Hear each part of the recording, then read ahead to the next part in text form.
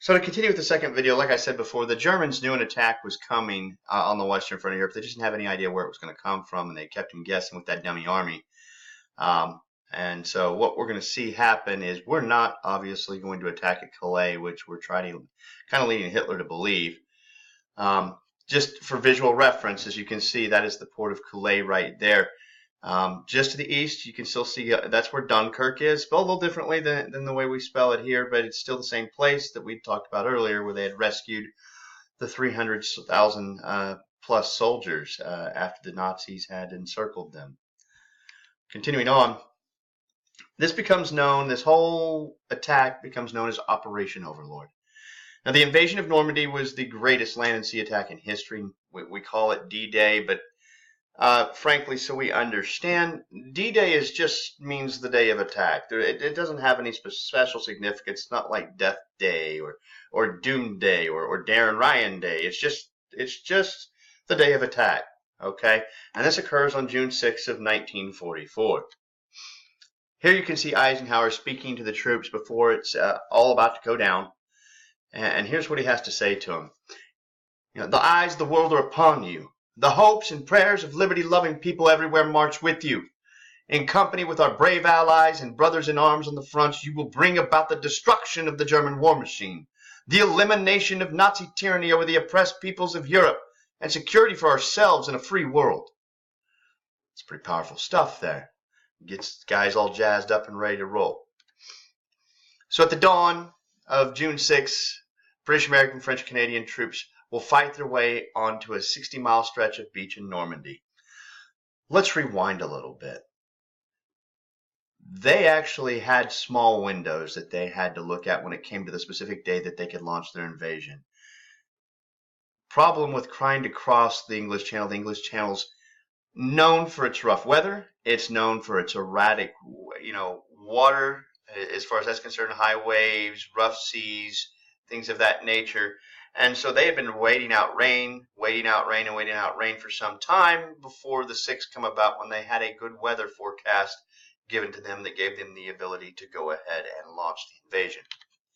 There will be actually 5 beaches that I want you to know, as far as that were attacked, 5 code-named beaches.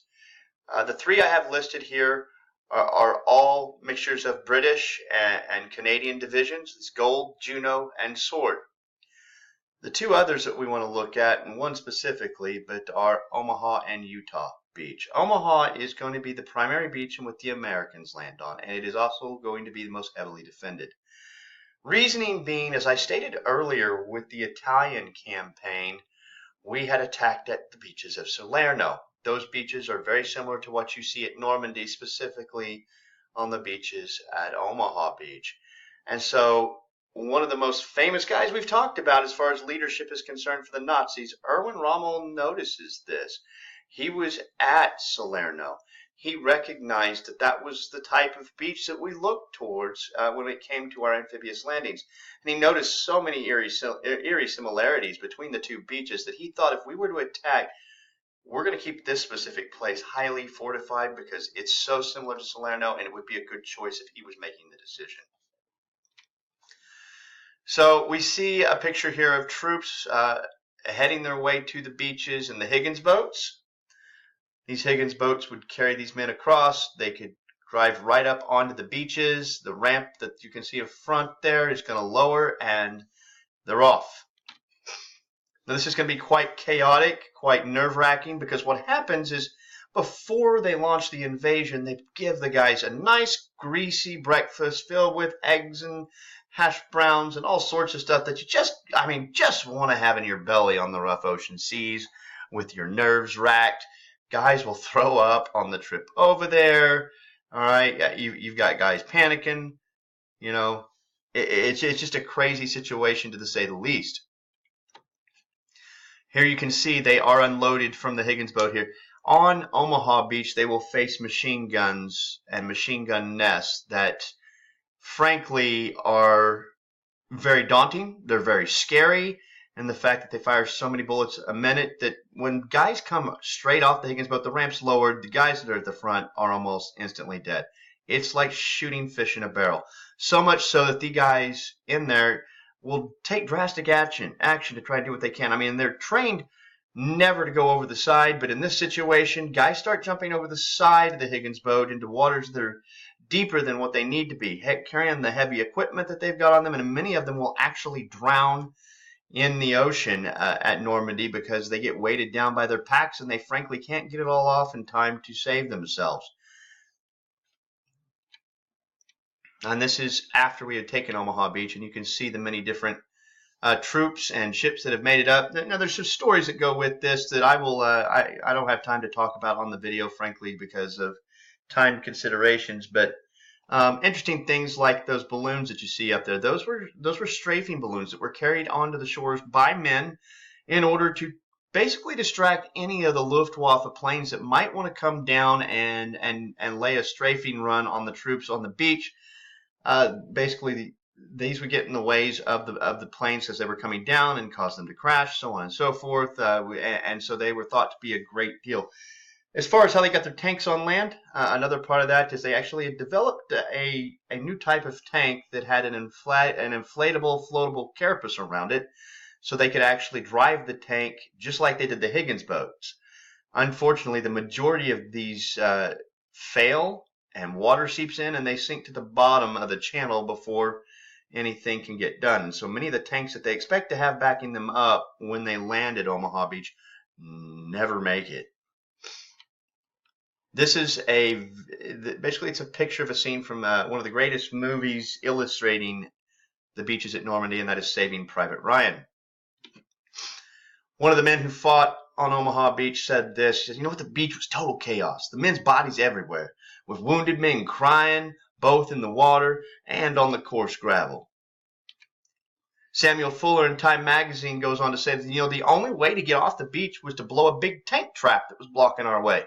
Finally, one of our guys stood and took the trap out. I stood up and I tried to run. But when you run over unconscious men or men lying on their bellies, it's tough to keep your balance. I mean, you go into the water, but the water is washing bodies in and bodies out. Bodies, heads, flesh, intestines. That's what Omaha Beach was, and it really was. So many stories are told about Omaha Beach and how the water had literally turned blood red at Omaha Beach because of the amount of men who died in that event. So if you ever get a chance to see Saving Private Ryan, it is a great film. Once again, one of those deals, I would say you need to make sure you have your parents' permission because it is quite thoroughly violent and real, and got some pretty hotty-toddy naughty language in there. So anyway, we're going to move on. So either way, despite the heavy casualties, the Allies are going to hold the advance, and 1 month later, more than 1 million additional troops are going to find their way into France. And here we go again. On July 25th, the Allies punch a hole in the German defenses, and the race is on. On the approach through France in the liberation of the Netherlands, one of the most important guys that we're going to briefly talk about is General George Patton, which we cover much more in American history, being he's an American general. 3-star general, known for his brashness, his noble attitude. He will be the one with his tank army, and he's in control of the Third Army, that will force the Germans into retreat. And on August 25th, the Allies will be marching down the streets of Paris themselves. And by September, France, Belgium, Luxembourg, and the Netherlands are all liberated. So in a very short amount of time, much of what Hitler had taken in the West, pretty much all of it, was no longer in his hands. So the Germans are on the retreat from the West. They're on the retreat in the East as the Russians are starting to push them back. And Hitler's in that dreaded two-front war that he knew he couldn't be involved in, and things are about to come to a close for him. There's a picture of Patton, a 4-star general. I think I said 3-star earlier, but 4-star general.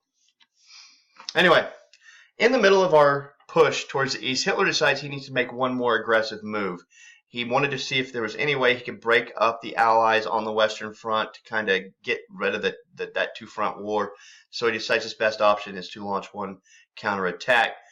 So on December 16th, German tanks are going to break through the American forces, basically along an 85-mile front in the Ardennes forest. That same Ardennes that Hitler had breached through when he had taken Paris.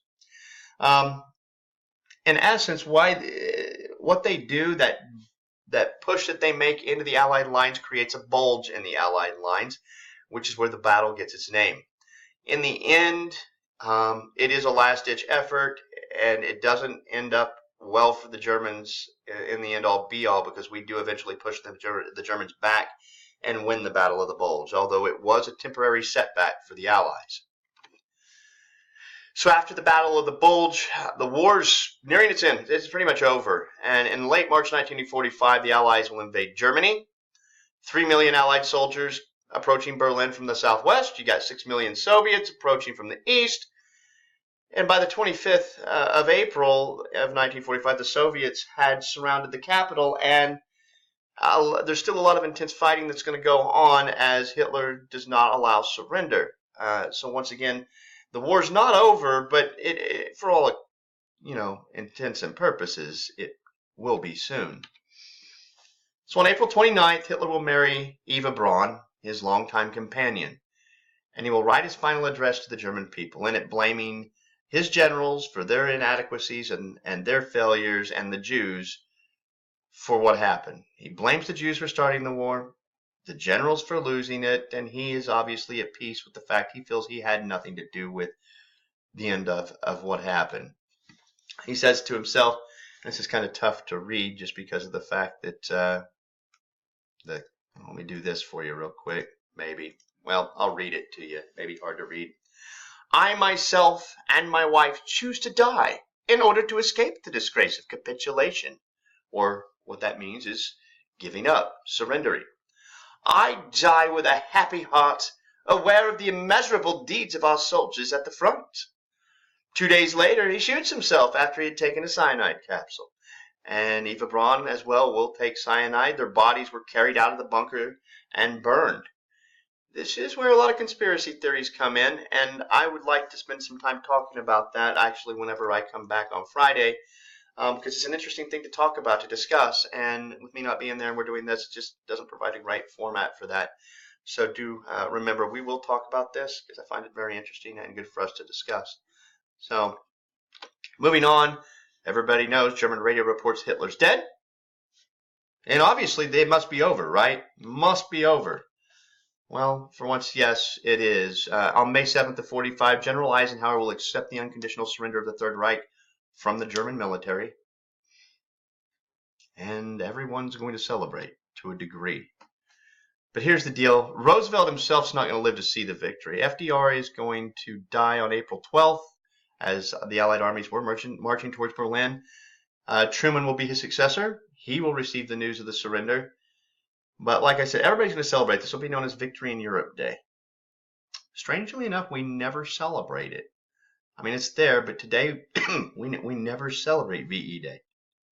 So, anyway, here's FDR and Truman.